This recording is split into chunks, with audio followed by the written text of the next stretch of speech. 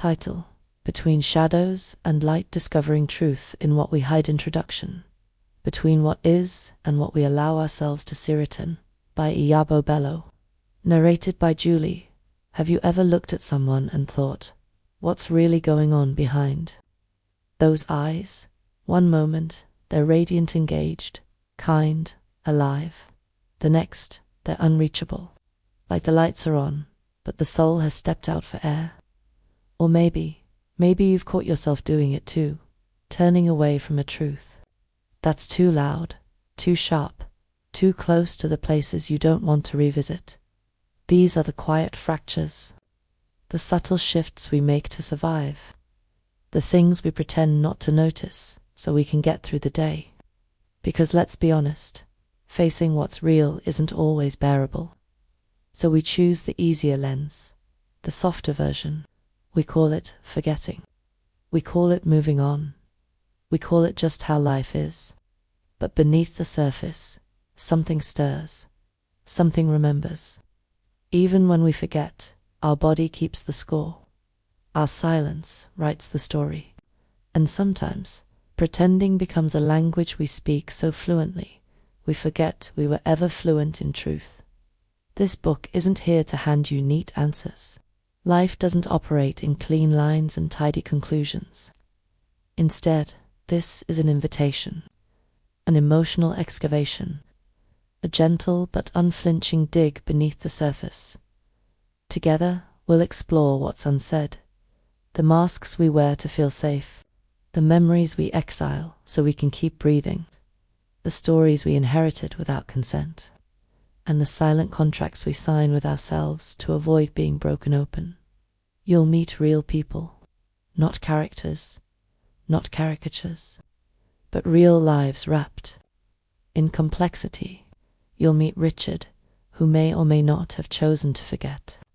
You'll meet voices who stopped speaking to survive. You'll meet the mirror, and, if you're willing, you'll meet yourself. This isn't just a book, it's a reckoning, a soft revolution, a call to remember not just what happened, but who you were before the forgetting began. Because buried beneath the silence, beneath the armor and the pretending, is someone waiting to be seen again. So take a breath. You don't need to have it all figured out. You just need to be here, curious, open, brave enough to look beyond what's comfortable. You may see yourself in these pages. You may see someone you love. And in seeing clearly, you just might begin to remember who you truly are.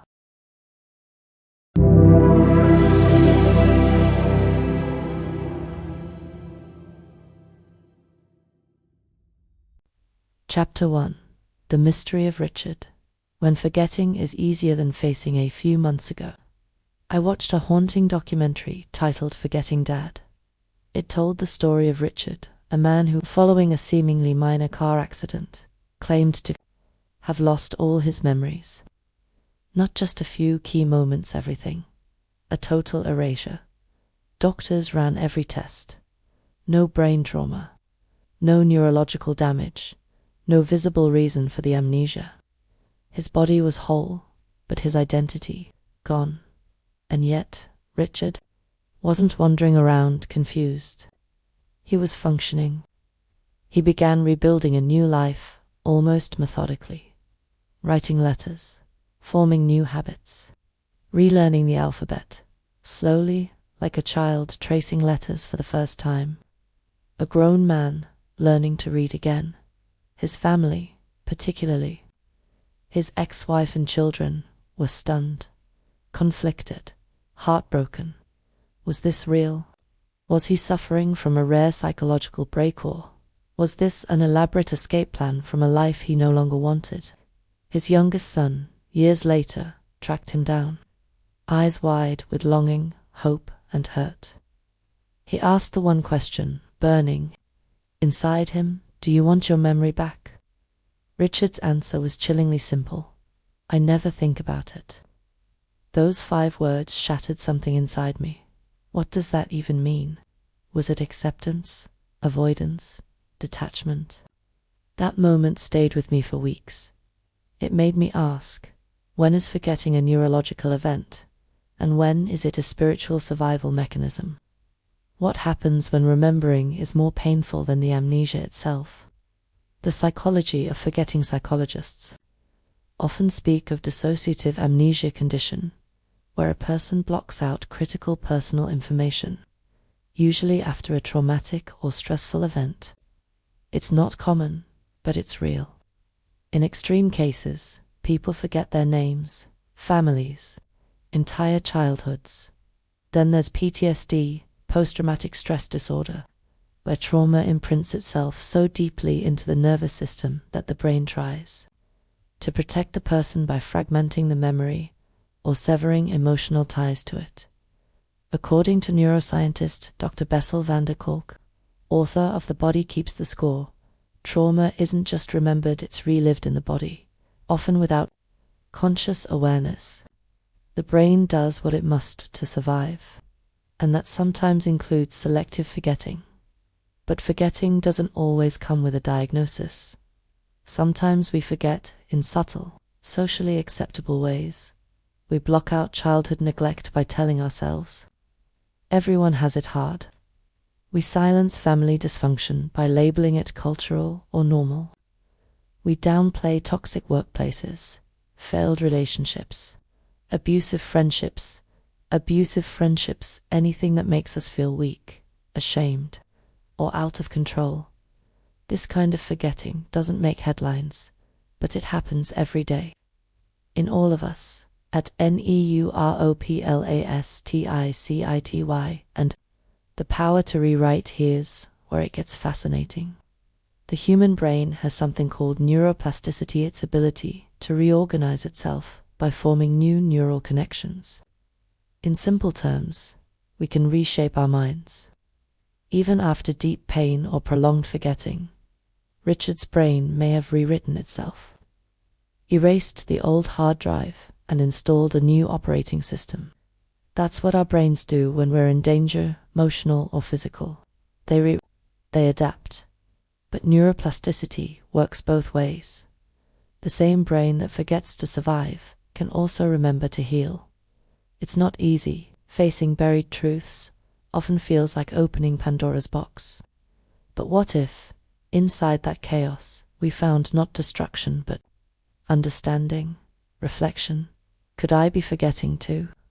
Watching Richard's story made me uncomfortable, because deep down I saw shades of myself in him. Not in the total memory loss, but in the emotional forgetting. I, too, have chosen silence over honesty. I've pushed down truths that felt too inconvenient to carry. I've rewritten stories so they hurt less if they weren't fully true. And maybe you have too. So I ask you gently, what part of your story have you silenced to survive? What memories have you buried because they were too heavy to hold? And if someone asked you, do you want them back? What would you say? The journal, Unspoken Remembering Dear Self. What are you pretending not to remember? What's been softened in your story to make it more bearable? What truth are you strong enough now to revisit, if only with kindness? Write it down, even if it's messy, even if it hurts, especially if it hurts. Because healing doesn't always begin with answers. Sometimes it begins with the courage to look again.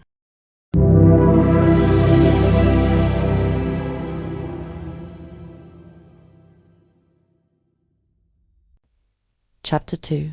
The Choice to Forget. A Silent Survival Strategy. We forget not only through amnesia, but through silence, through neglect, through rehearsed smiles and rewired memories. Through that strange phrase we repeat like a spell, it's fine. But forgetting is never entirely passive. It is an invisible ritual, a quiet act of self-preservation. Dressed as indifference, sometimes forgetting isn't a moment, it's a method. The everyday amnesia take my sister. She avoids conflict like it's fire. Not because she lacks compassion, but because confrontation feels like drowning. Raised voices make her nervous. Direct questions make her heart race. Her fear of chaos outweighs her need for clarity. So, she disengages. She forgets birthdays not out of carelessness, but out of emotional fatigue. She forgets who said what in an argument not because it wasn't hurtful, but because reliving it might unravel her. She forgets the version of herself who used to speak up because that version once got punished for being too much. And I watch her and wonder, is this what forgetting looks like? Not dramatic memory loss, not a medical diagnosis, but a decision made quietly in the background of everyday life. Forgetting as armored the truth is. Many of us are walking through life half remembering. We've placed parts of ourselves in storage. We've filed painful moments under not important or deal with later. We've trained ourselves to look away first from others, then from ourselves. Why? Because remembering hurts. Because looking directly at betrayal, abuse, abandonment, or even just unprocessed grief requires energy we don't always have. Because for some of us, survival meant numbing, not knowing, forgetting, then becomes armor, thin, unseen, but strong enough to get us through the day. The house that remembers but forgetting has a cost. It's like stuffing broken furniture into the attic of your mind. Eventually, the house begins to creak. The silence echoes louder than the words ever did. You forget how to cry until one day your body erupts in tears you don't understand.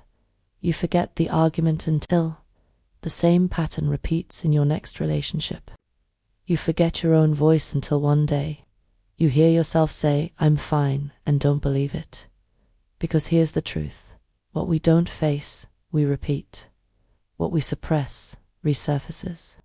And forgetting doesn't mean the pain disappears, just shifts shape. A survival strategy, not a life strategy. There's a difference between coping and healing. Coping helps you get through the storm, but healing is what helps you step outside once the clouds have passed. So we must ask, what are we sacrificing when we choose not to remember? What relationships have we lost to silence? What dreams have we buried beneath denial? The past is not meant to be a prison, but neither is it meant to be a landfill. We must learn to excavate gently, to face what was with compassion, not cruelty. A quiet invitation to remember, dear self. What do you pretend to forget because it's easier than being hurt again? What stories did you abandon because no one else believed them?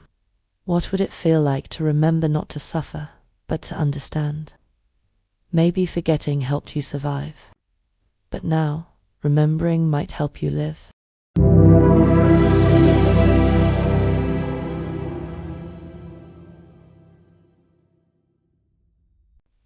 Chapter 3. Why people pretend the comfort of masks. Pretending is a performance. A subtle, rehearsed play we star in daily. We wake up, put on the costume, check the script, and walk out onto life's stage. We smile when we want to scream. We laugh to fill the silence. We say, "I'm fine," with such conviction, we almost believe it. Not because we're dishonest, but because being real feels dangerous. The theater of everyday life pretending is not always loud. Often, it's quiet. It's the way we say, "It's no big deal," when something is breaking us open. It's how we show up to work while grieving a loss no one knows about. It's how we stay in a relationship long after the love has packed. It's bags because letting go feels like failure. We pretend we're okay in rooms where we feel invisible. We pretend we love a version of ourselves we secretly resent. We pretend we don't need help, even when we're unraveling inside, because pretending is easier than explaining, easier than trusting someone with our truth, easier than risking rejection. We perform, not for applause, but for protection. Masks are heavy. The problem with pretending is that the mask eventually becomes fused to the skin. You wear it so long, you forget what your real face looks like. You become fluent in artificial comfort and allergic to authenticity. You smile by default, even when your eyes scream. You say yes when everything in you wants to say no.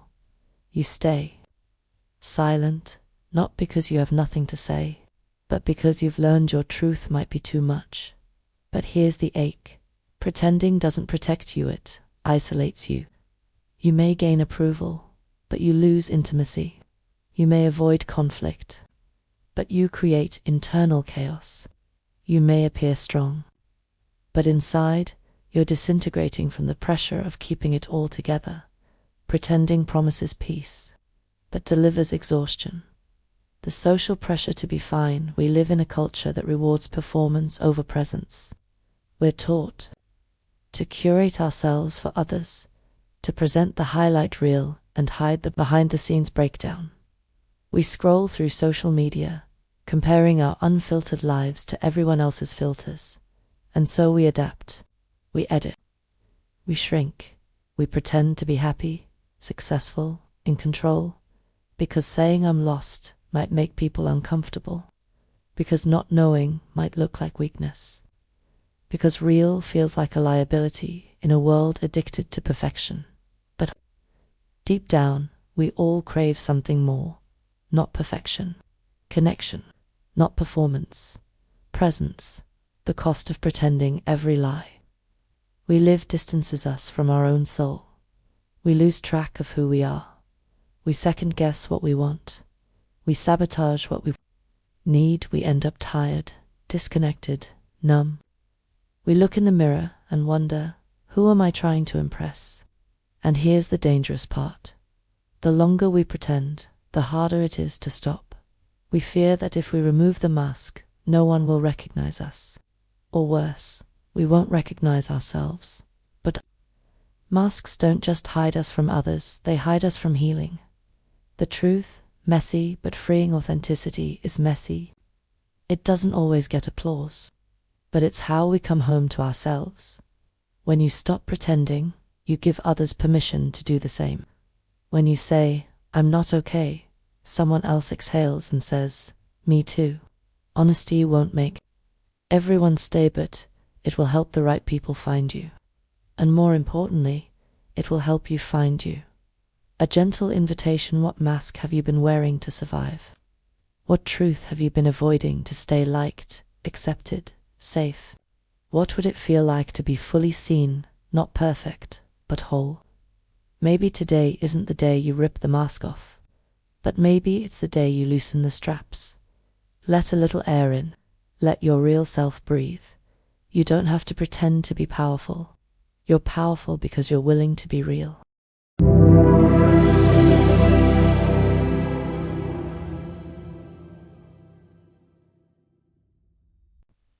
Chapter 4. The Weight of Truth. What we carry when we stop hiding truth is a heavy load. Not because it's cruel, but because it's clear. It doesn't whisper, it doesn't sugarcoat. It confronts, it demands. It holds up a mirror and dares us to look. The truth tells us who we are when no one's watching. It shows us what we've denied, what we've inherited, what we've buried deep to survive. For some, like Richard's family, truth was the only path to healing. They needed answers. They needed acknowledgement. They needed the dignity of knowing that what they lived through mattered. But for Richard, truth was too sharp, too loaded. Perhaps it was a mirror he couldn't bear to face, one that reflected too much guilt, regret, or pain. Maybe forgetting was his version of freedom. Or maybe it was his escape from a truth he didn't believe he could survive. The truth behind our silence. We carry truths like hidden weights in our pockets. The things we saw but were told to forget. The things we felt but never said aloud. The questions we still don't have answers to. We carry generational truths, passed down like heirlooms. Pain that didn't start with us, but lives in us. Messages about worth, gender, race, success. Love etched into our bodies before we even understood language. We carry childhood truths, those early betrayals that taught us how to disappear, how to be good, how to be quiet, how to survive by pretending nothing happened. We carry relational truths, the subtle betrayals in our friendships, marriages, and families. The resentments we suppress to keep the peace. The secrets we keep so we won't rock the boat. The parts of ourselves we hide to be loved. But what's the cost of peacekeeping at the expense of truth? The emotional toll of suppression when truth is avoided. It doesn't vanish at muta. It becomes anxiety without a name, shame without a source, anger with nowhere to go, fatigue that sleep can't fix. We think we're managing it, but it leaks. In our relationships, in our decisions, in our bodies, in the ways we numb, distract, or overfunction. Because truth isn't just a story, it's energy. And what we don't face, we carry. Truth hurts before it heals. There's a reason most people avoid truth. It doesn't feel like freedom at first. It feels like breaking. It feels like mourning the years you spent pretending. Like grieving who you could have been if someone had just told the truth. Like rage at the roles you were forced to play. Like sadness for the silence you kept so others could stay comfortable. Truth brings collapse before clarity. It strips you before it strengthens you. It asks you to stop running, even when you don't know how to stand still. But this is where healing begins, not in bypassing the pain, but in walking straight through it. The gift beneath the weight when we finally tell the truth to ourselves.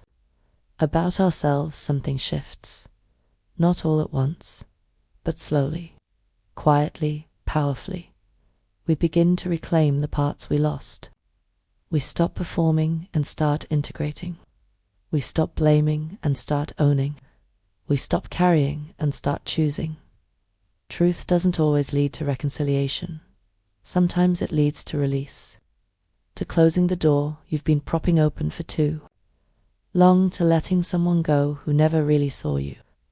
To forgiving yourself for believing you had to hide in the first place, because freedom is not always light. Sometimes it's learning to carry what's true and still choosing to move forward. A gentle reckoning. What truth have you avoided because it feels too heavy? What part of your story still lives in the shadows, asking to be acknowledged? What would happen if you stopped hiding, even from yourself? Let it come, let it break, let it teach. Because the truth, as weighty as it is what anchors you to who you truly are. And in the end, it's not the truth that destroys us, it's the running.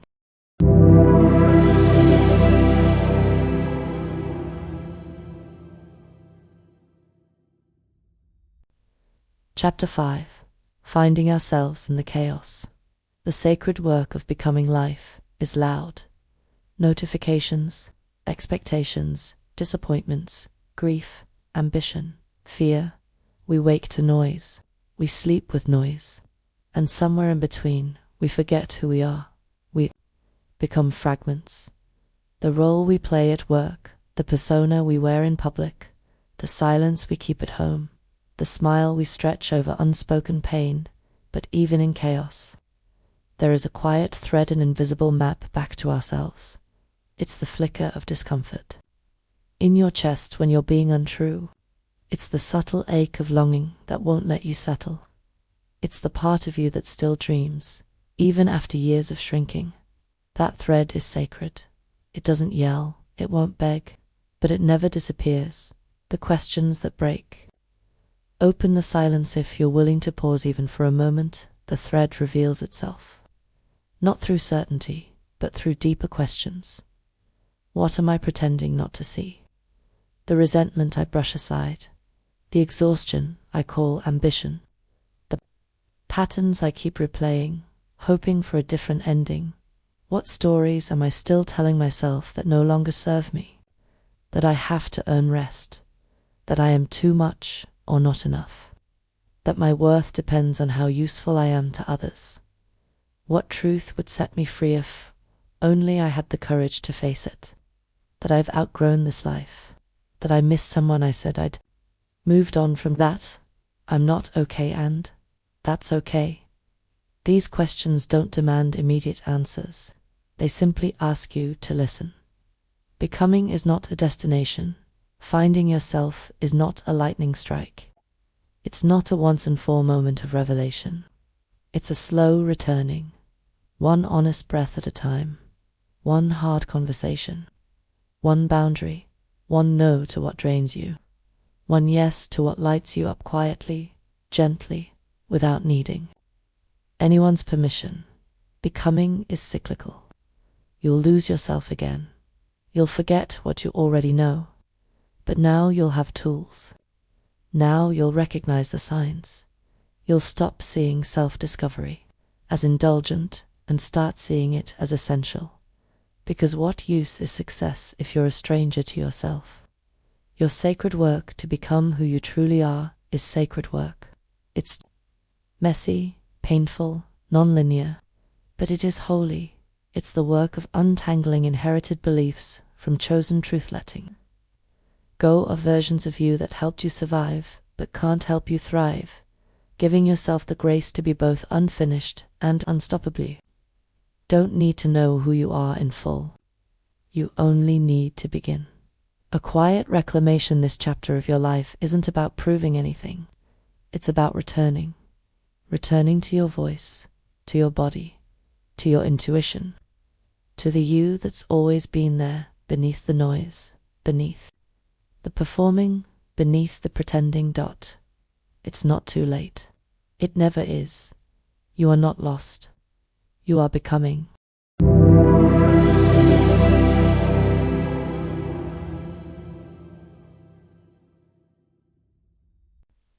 Chapter 6. The Power of Vulnerability, Showing Up. Unfiltered Brian Brown said it best. Vulnerability is the birthplace of love, belonging, joy, courage, empathy, and creativity. And yet, so many of us have been taught that vulnerability is a liability, that to cry is to crumble, that to admit uncertainty is to lose credibility, that to need someone is to risk being abandoned. We've learned to armor up, smile wide, stay strong, stay silent, but strength without softness becomes isolation, and silence without truth becomes a prison. What we're really hiding from, we don't avoid vulnerability because we're weak. We avoid it because we've been punished for it. We've been told, you're too sensitive, get over it, keep it together, don't air your dirty laundry. No one wants to hear that. So we shrink, we perform, we toughen up. We become what the world says is acceptable, and slowly lose access to our inner life. But here's what no one told us. Vulnerability is not about exposing your wounds to everyone. It's about not hiding from yourself. It's saying, this is my truth. This is what hurts. This is where I'm healing. This is where I'm still figuring it out. The courage to be seen showing up unfiltered isn't about being messy for attention. It's about being honest without shame. It's letting someone see the cracks without rushing to seal them. Because the right people won't run from your cracks. They'll sit beside them. They'll say, me too. And in that moment, maybe for the first time, you'll feel known, not managed, not fixed, just seen. Vulnerability redefines connection. We think people connect through shared success, but they don't. They connect through shared struggle. We feel closest to others, not when they impress us, but when they let us in. When someone says, I've been there too. I don't have it all together either. I'm still healing. That's when trust is born. Authenticity is magnetic, but not to everyone. Some will find it threatening. Some will walk away. Let them. The ones who stay are the ones who matter. They're the ones who aren't afraid of your depth, your softness, your story. What happens when we stop hiding, when we allow ourselves to be seen? Something sacred happens. We release the pressure to perform, we give others permission to be real. 2, we begin to love ourselves, not the curated version, but the actual us, and that changes everything. Because vulnerability is not just about relationships, it's about freedom. To live unarmored, to speak without rehearsing, to rest without guilt, to love without strategy. This is your invitation. You don't have to tell your whole story to everyone, but you do owe it to yourself to stop pretending you're unbreakable. Let your truth breathe. Tell someone how you really feel. Admit that you don't have all the answers. Ask for help before you're desperate. That's not weakness, that's bravery. And maybe, just maybe, it's where your real life begins.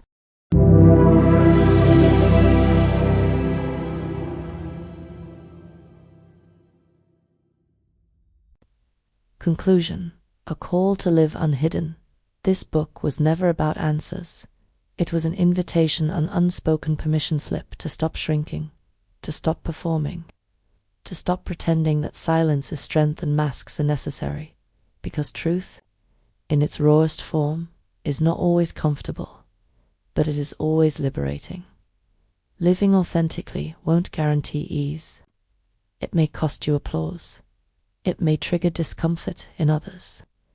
It may ask you to sit with the things you've spent years avoiding, but it will also gift you peace. A peace that doesn't rely on pretending. A peace that doesn't abandon you. When no one is watching, when we stop hiding, we begin to breathe again. We begin to belong not just in rooms, but in our own skin. We begin to connect not through roles, but through realness. So here's to the courageous ones. The ones who choose to remember no matter how messy the memory. The ones who choose to feel no matter how heavy the heart. The ones who choose to be seen, flaws and all, truth and all, soul and all. You don't need to be fixed. You need to be found by yourself. And once you are, the world shifts. This is your journey. Let it stretch you. Let it stir others awake. Let it set you free. Not because you've figured it all out, but because you've stopped hiding who you are becoming. Bonus chapter: Tools for the Journey. Reflection. Prompts: these are not questions for your intellect. These are questions for your honesty. Sit with them. Don't rush. Let them whisper before they roar. What part of your past have you buried because it was too painful to hold? What mask do you wear most often, and who taught you to wear it? What truth are you finally ready to face, even if it changes everything? Who are you without the need to be impressive? What would it look like to live a day without pretending? Affirmations: repeat these when the masks feel safer than the truth. I choose truth, even when it's uncomfortable. I am safe to be seen, exactly as I am. I am not defined by what I forgot or pretended. I am defined by who I choose to become. I release the fear of being misunderstood. I honor the truth that lives within me. Every moment of honesty is a return to my power. Action steps: authenticity isn't just an idea, it's a practice. Here are small, brave steps to walk it out. Write a letter to a version of yourself you've ignored or abandoned. Tell them what you needed then that you now know. Tell them they were never too much. Have one honest conversation this week that you've been postponing. Speak your truth, not to win, but to be real. Create a no more pretending journal. Title the first page: Things I Know But Haven't Said Out Loud. Then begin. No edits, no filters, no apologies. And finally, your life is not a performance. It is not a highlight reel. It is not a mask parade. It is a sacred, evolving truth, one that deserves your presence, one that holds room for grace, one that can hold space for others once you allow it to hold you first. Live it fully, live it real, live it now. Thank you for listening. Peace.